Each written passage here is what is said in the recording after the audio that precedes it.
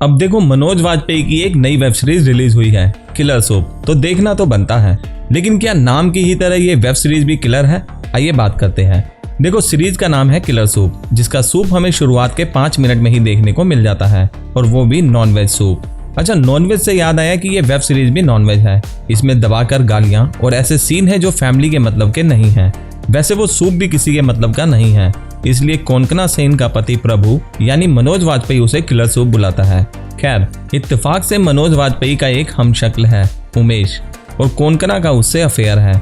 अब उमेश के हाथों कोंकणा के पति का मर्डर हो जाता है और दोनों उसकी लाश को ठिकाने लगा देते हैं। लेकिन कत्ल से पहले कुछ ऐसा हुआ था जिससे पुलिस कोंकणा के पति तक पहुंचती है, और उमेश उसका हमशक्ल होने की वजह से कोंकणा का पति यानी प्रभु बन जाता है।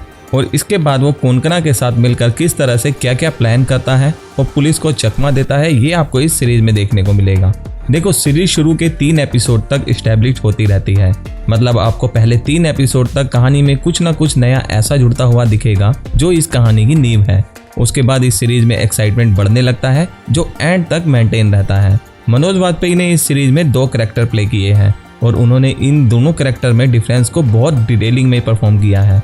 उसके बाद कोंकणा, वो भी ब्रिलियंट एक्टर है, लेकिन इस सीरीज के बाकी कलाकार भी इस सीरीज की जान है।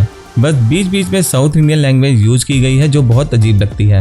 और वैसे तो ये सीरीज अलग अलग भाषाओं में मौजूद है, तो मुझे नहीं लगता कि हिंदी वर्जन में हिंदी लैंग्वेज के अलावा किसी और लैंग्वेज के डायलॉग होने चाहिए थे।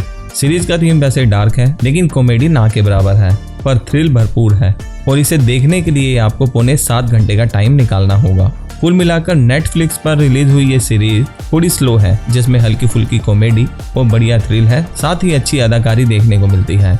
लेकिन सीरीज में वो दम नहीं कि 1 टेक देखा जा सके, और गालियों और कुछ सीन की वजह से इसे फैमिली के साथ तो वैसे भी नहीं देखा जा सकता। इसलिए हो सकता है कि इस सीरीज को उतनी पॉपुलैरिटी ना मिल पाए।